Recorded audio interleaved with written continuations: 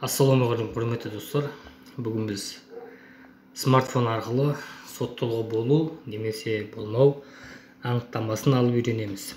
Ең бастысы электронды цифрлы қолтаңбаны қолданбай аламыз. Сіздерге екі жолын көрсететін болам. Бірінші, EGOV Mobile қосымшасын іске түсіреміз. Егер бұл қосымша жоқ болса, Play Market арқылы орнатып алсаңыз болады. EGOV Mobile қосымшасына кіреміз. Басты бетте қосымшаның тілін таңдаймыз. Менде қазақша тіл таңдаймын. Мына жерде екі түрі бар. EGOV Mobile кірудің SMS арқылы және ECP арқылы. Бізде ECP жоқ, бұнымен емес. SMS код арқылы кіреміз. Мына жолаққа GSM-імізді жазамыз. Мына екінші жолаққа мобильді нөмірімізді жазамыз. Ең бастысы мобильді нөміріміз мобильді азаматтар базасына тіркелуі қажет. GSM-імді жазамын. Мұнда мобильді азаматтар базасына тіркелген нөмірімді жазамын. Одан кейін окей батырмасын шертемін. Одан кейін продолжить батырмасын шертіп, келесі қадамға өтеміз. Келесі қадамға көрсетілген нөмірге SMS хабарлама келеді. Сол SMS хабарламаны енгізуіміз қажет. Бұнда разрешить дегенді басып арқылы істеуге болады. Егер ол болмаса, мына жерде коды жазып тұрады, сол кодты жазсақ болады. 74551. Кодты жазғаннан кейін автоматты түрде EGOV Mobile'ға қосыламыз. Енді соттылық жоқ анықтамасын алу үшін услугиге барамыз. Услуги. Мұнда жұмысқа орналастыру және жұмыспен қамту бағаны бар. Соның үстіне шертіп, осы жерде соттылықтың болуы немесе болмауы туралы анықтама беру деген бар. Соның үстіне шертіп, қызметті алу батырмасын басамыз. Қызметті алу. Одан кейін көрсетілген нөмірге тағы SMS хабарлама келеді. Сол хабарламаны енгіземіз. 08057. 08057.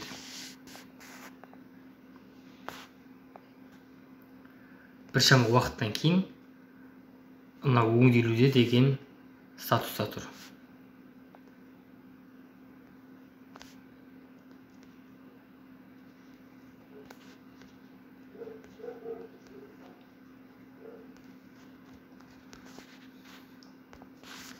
Мына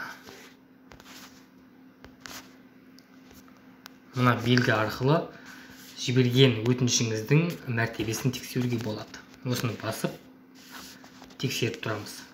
Көріп отырғандарыңыздай бұл қызмет 10 минут, егер қосымша тексеру қажет болған жағдайда 5 жұмыс күні ішінде шығады.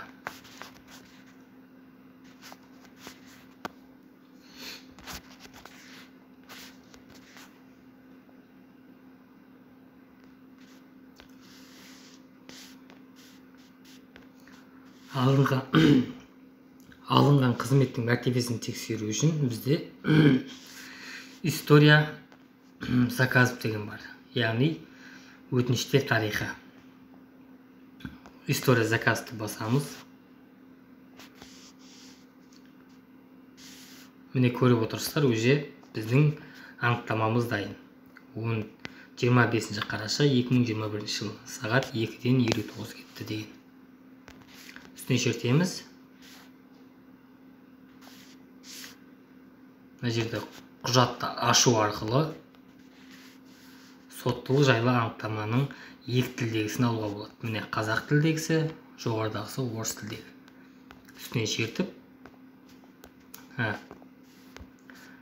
мына үш нүктені басып, құжатты ашу арқылы өзімізге қажетті анықтаманы телефонымызға жүктей аламыз.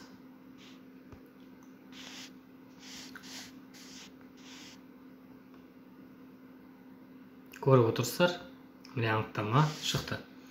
Енді құрметті достар, анықтаманы, яғни соттылықтың болуы немесе болмауы жайлы анықтаманы алудың екінші жолын көрсетемін. Екінші жолы ол Telegram канал арқылы. Алдымен Telegramға қосыламыз. Менде Telegram не тұр? Telegram үстіне шертемін.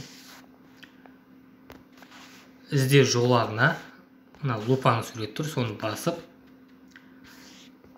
ағылшынша қойып, кеңес KZ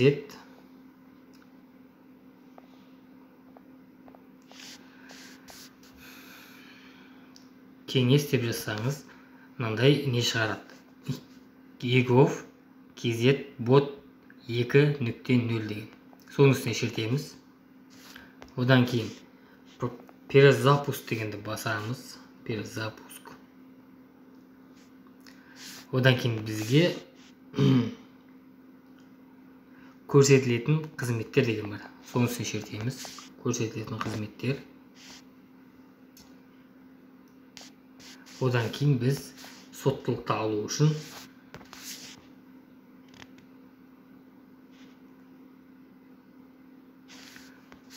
сот жұмысы дегенді басамыз.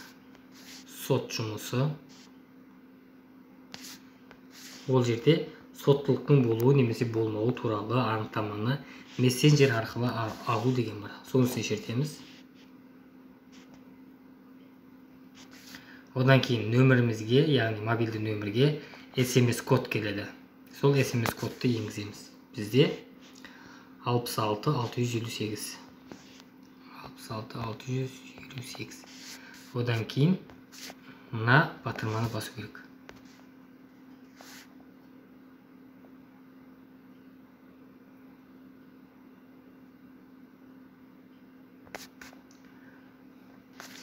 Ағымдағы хабарламадан кейін бізге хабарлама келіп түседі. Яғни өтінім жасалды, жауап күтіңіз деп.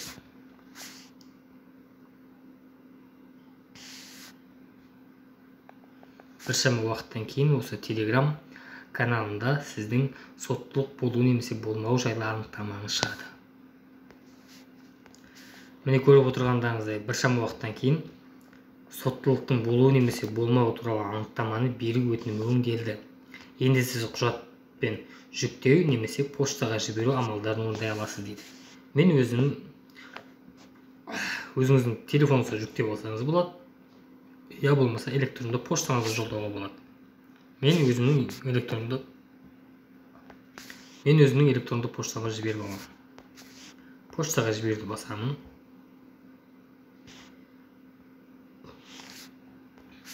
Мынандай электронды поштаңызды енгізіңіз дегеннен кейін ағымдағы жолаққа поштаңызды енгізуіңіз керек.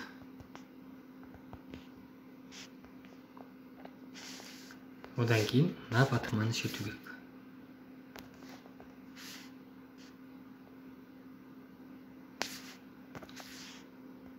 Осы хабарламадан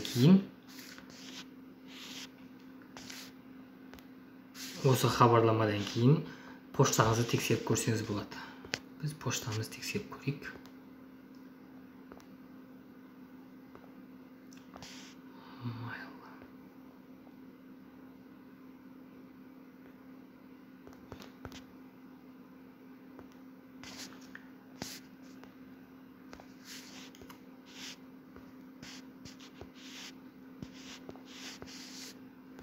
Почта Mail.ru.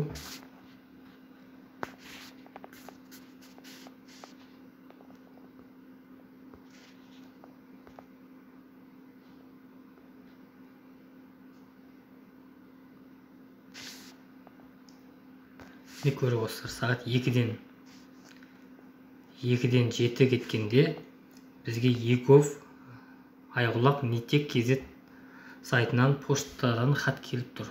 Сол хатты ашсақ, соттылықтың 2 тілдегі нұсқасы. Міне құрметті достар, қарапайым амалдарды орындау арқылы үйден шықпай-ақ мемлекеттік қызметтерді алуға болады. Құрметті достар, менің YouTube каналыма жазылыңыздар, видеоларыма лайк басыңыздар. Сіздер үшін жай ғана әрекет болуы мүмкін, мен үшін үлкен шабыт. Рахмет.